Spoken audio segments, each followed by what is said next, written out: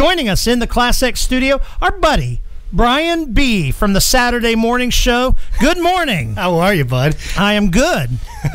Yeah, well, I thought I'd come in here. You've been talking about having me on the air for quite a while now. We have discussed it for a long time. Here I am. Yeah, and we just had to wait for the right circumstance. I am assuming that in your daytime role as Clark Kent, that you have the day off today, so we don't have to hide you from HR listening in. Yeah, that's right. I do have. I actually took an extended vacation. I took off the 22nd of December, so I don't go back till January 5th.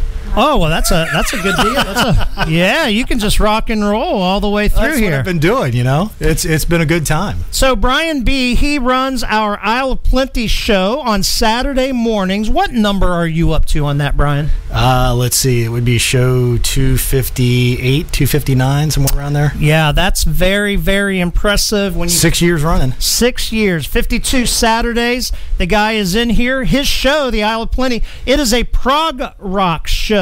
And BBS, if we say prog rock, what do you think of? Well, I didn't know at first, but it's like Genesis, Kansas. Yeah. A little bit of early Kansas, a little bit of early Ambrosia would actually fit in that from the first two records. Well, the funny thing is about Genesis, a lot of folks don't know, is that they actually got a huge following over in Italy.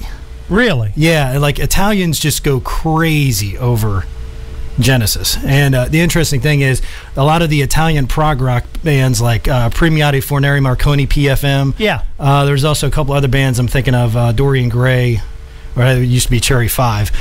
They got influenced by a lot of the early school Genesis, 70, 71, 72. Also Peter Gabriel Genesis. Oh, yeah. A lot of the Gabriel era Genesis. They were also influenced by a lot of the early school Yes. So, a lot of the influence from a lot of those bands, King Crimson, and a lot of people get confused about what prog rock is. But if you look at it, it's an amalgamation of a lot of those early bands of the 70s, your Jethro Tulls, your Yes. You could even put Led Zeppelin and Queen potentially into like some crossover prog. Okay. Call it that. Because they had a lot of influence, a lot of blues influence as well.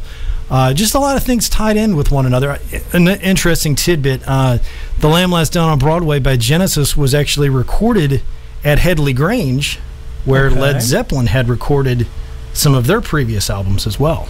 So that voice belongs to Brian B., and that kind of education and background that you just don't get down the dial anywhere else. You can enjoy it 2 hours every Saturday morning. So tomorrow morning, tune Brian B. in with the Isle of Plenty show.